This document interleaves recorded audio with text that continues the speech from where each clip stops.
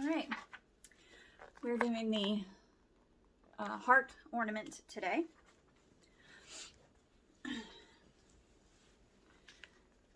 December 22nd, be a dwelling space for God.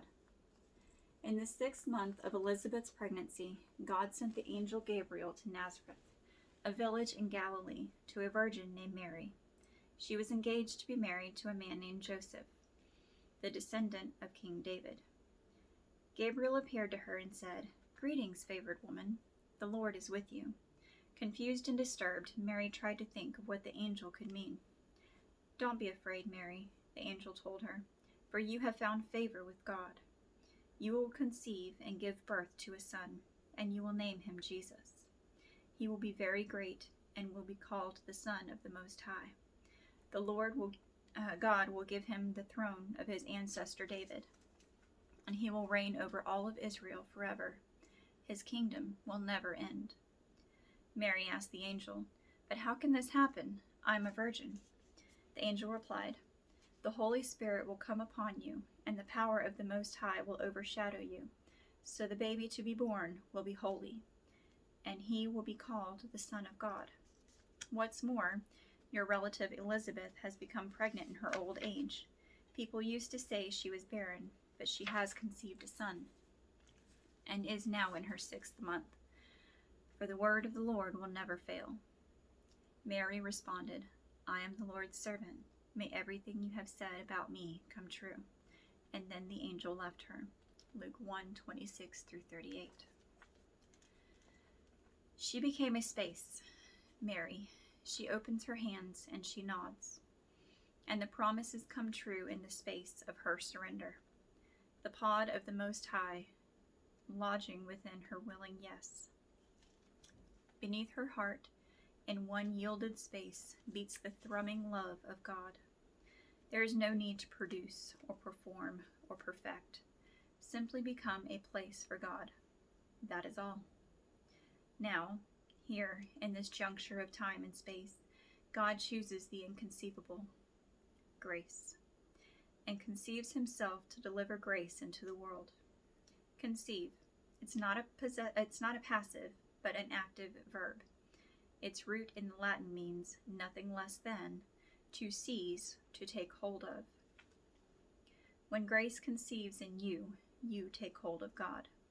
When you are space to receive whatever the will of God is in that moment, as grace, you take hold of God. You most take hold of God when you simply receive him in the moment, taking hold of you. Taking hold of your unsure hand, taking hold of your unseen needs, taking hold of your unknown stress. He wants to take hold of you, to be with you. He wants to carry you, to be carried by you, to have a relationship with you. The being with is always the gift, not merely the doing for, because God knows relationship is the only reality. There is nothing else. The way he lives in the Trinity, the way we are tethered to him, to his body, the way he is with us and in us, the way we make space for Christ to grow us, unfold love in us, the way the life of Christ stirs amazing grace within.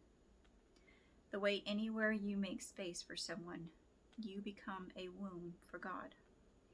He comes to you as the exhausted man over a plate of cold food, the brushed off kid in the hall, the loud woman peppering your patience with 1,000 questions.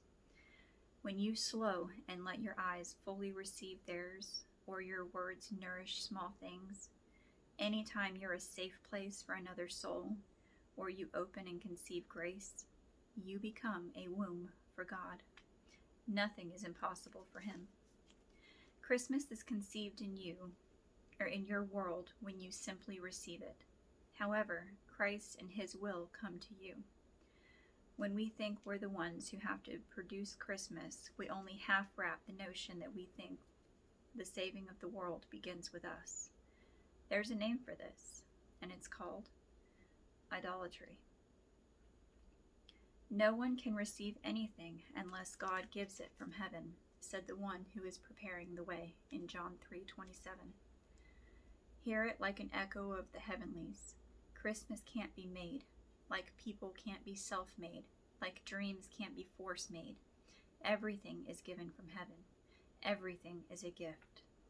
Your life becomes a masterpiece the moment you see it as a gift of grace to willingly receive. It is more blessed to give than to receive, and it may be more of a struggle to receive than to give.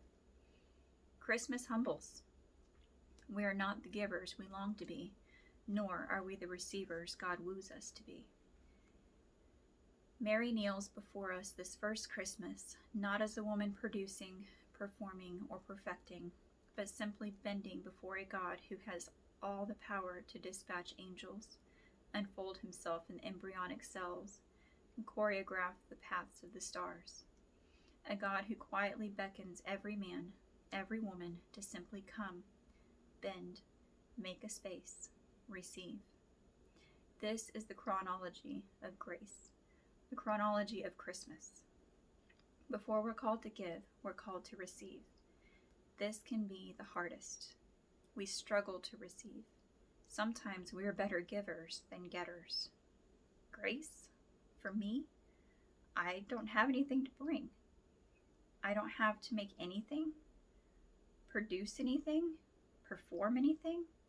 What if someone sees how empty I am, how I'm not enough, how my gifts are not enough, how giving all I've got is never enough, how there are empty places in me, gaping places in me, all these hollow, starving places? And Mary nods to you in these last days of Advent. Only one thing is necessary to be a space for love to come. You simply have to receive love. Let yourself be loved. Will you let me fill all of your emptiness with love? Receive my love. Conceive my grace. It's for you. Nothing is more repugnant to a capable, reasonable people than grace, writes John Wesley. And nothing is harder for capable people at Christmas than to simply come and receive. Don't let this be the gift you refuse. The grace is for you. Your greatest gift is not your gifts, but your surrendered yes to a space for God. The miscarriage of Christmas begins when anxieties crowd out space within simply to carry Christ. Make room to be a womb. Be a womb to receive Christ everywhere, and it is He who delivers everyone. So you let the last of the trimmings go. Cease the pace to do, buy, produce more. Find the calendar and erase. Somewhere make space. And you can feel the space become a sanctuary. Sanctuary stilling the crush. Glory overshadowing everything else.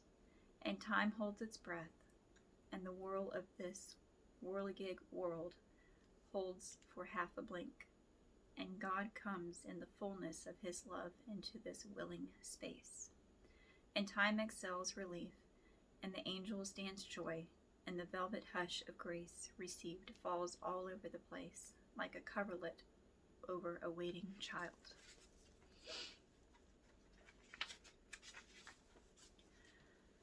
Unwrapping more of His love in the world.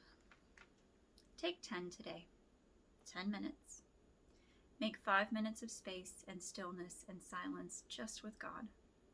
Then make 5 minutes of space in your day for someone else, and let that person fill all of your attention. Invite God and His love to indwell you today. The quote she shares today is from St. Augustine and says, "He was created of a mother whom He created. He was carried by hands that He formed. He cried in the manger in a worldless infancy. He, the Word, without whom all human eloquence is mute." A moment for reflection questions.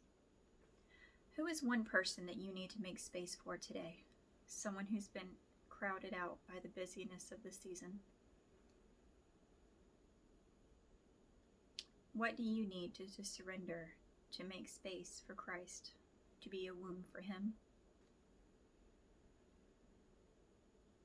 Spend some time with God, asking Him to fill you with His all-consuming grace.